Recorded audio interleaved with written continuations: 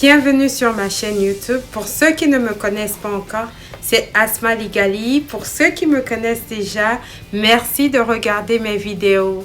Je vais commencer aujourd'hui sur une citation de Zig Ziglar que j'aime et j'aimerais la partager avec vous. La citation dit « You don't have to be great to start, but you have to start to be great ». Donc, le but de cette vidéo est de vous donner quelques astuces pour pouvoir fixer vos objectifs et les voir se réaliser. Donc, si vous êtes quelqu'un qui a une vision, puis se demande comment faire pour voir cette vision se matérialiser, alors je vous invite à suivre cette vidéo jusqu'à la fin. Et pour ceux qui sont nouveaux, n'oubliez pas de vous abonner. Donc, déjà, j'aimerais commencer par vous dire qu'il n'y a pas de goal sans vision. L'étape numéro 1, en fait, c'est déjà de savoir quelle est votre vision. Vous voyez, quelle est votre vision? Quelle est la vision que vous avez pour vous-même? Et ensuite, la deuxième étape est de définir les objectifs qui vont vous emmener à voir cette vision se concrétiser. Après avoir défini les objectifs, l'étape numéro 3 est de voir si ces objectifs sont réalistes, parce qu'il ne sert à rien de définir des objectifs qui ne sont pas réalistes. Vous n'allez pas pouvoir les réaliser, vous allez vous décourager, vous allez tourner en rond, vous serez fatigué, vous aurez envie d'abandonner. Donc, veillez à ce que ces objectifs soient des objectifs réalistes. Ensuite, l'étape numéro 4 est de les organiser. Quand je dis d'organiser vos objectifs, il faut que ces objectifs soient organisés par ordre de priorité. Donc, veillez à ce que vous les organisez par ordre de priorité. Donc, avoir une vision, ensuite définir les objectifs. Troisièmement, il faut veiller à ce que ces objectifs soient réalistes. Quatrièmement, il faut les organiser par ordre de priorité. Déjà, je vais retourner sur le point 3. Au niveau du point 3, quand vous avez vos objectifs définis, n'oubliez pas de les écrire. Il faut que la vision soit écrite quelque part. Ensuite, les objectifs doivent être écrits. Moi, j'ai souvent mon carnet de notes dans lequel je note mes objectifs, mes plans, tout ce que j'ai à faire. Je les note dans ce type de carnet et je l'ai dans mon sac tout le temps. Donc, je vous invite à en avoir aussi, ou parfois des agendas dans lesquels vous avez vos notes ou des sticky notes, pourquoi pas.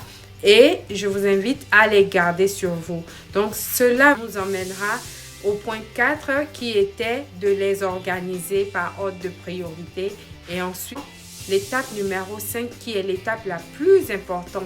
L'étape où vous devez take action. Vous devez poser des actes concrets. Il n'y a pas de vision sans action. Il n'y a pas d'objectif sans action. Si vous ne posez pas les actions qu'il faut, vous n'allez pas voir les résultats. Donc, l'étape 5 est de poser les actions. Donc, il faut travailler. Si vous ne travaillez pas sur vos objectifs, vous n'allez pas voir les résultats, vous allez vous décourager, vous serez fatigué, vous serez démotivé.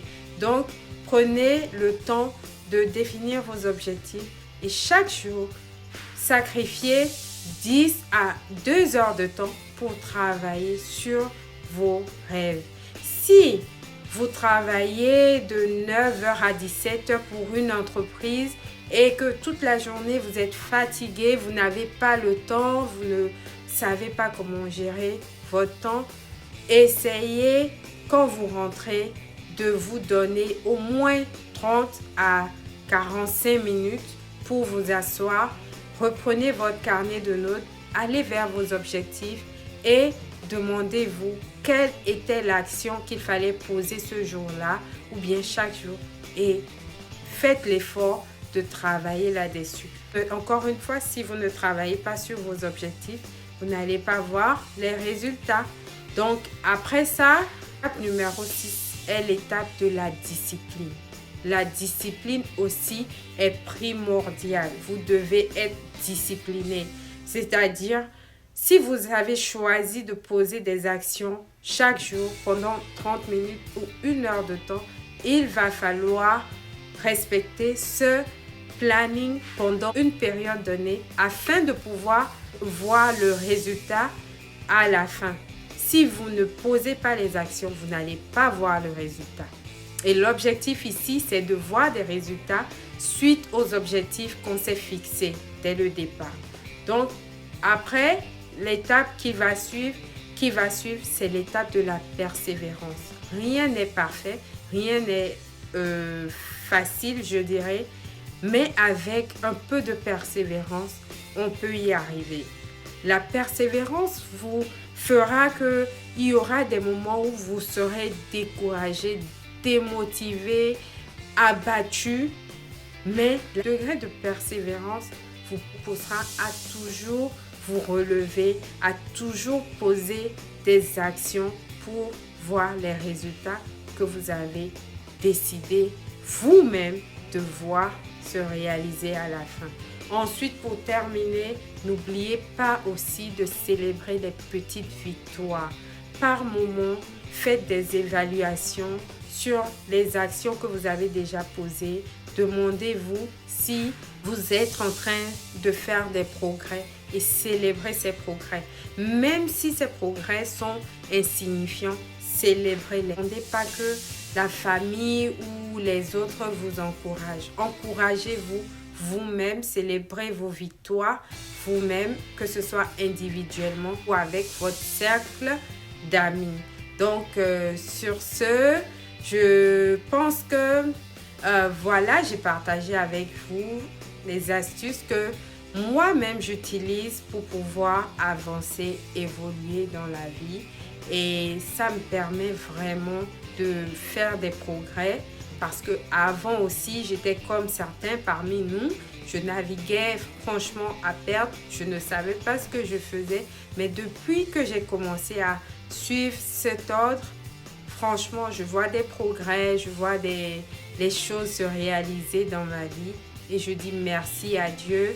Merci vraiment à moi-même pour mes efforts. Et franchement, n'oubliez pas, comme je l'ai dit, de célébrer vos petites victoires, de dire merci aussi à Dieu.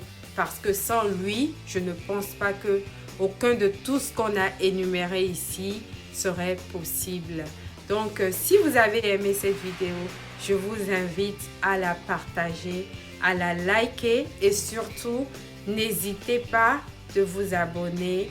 Et en attendant ma prochaine vidéo, je vous fais de gros bisous.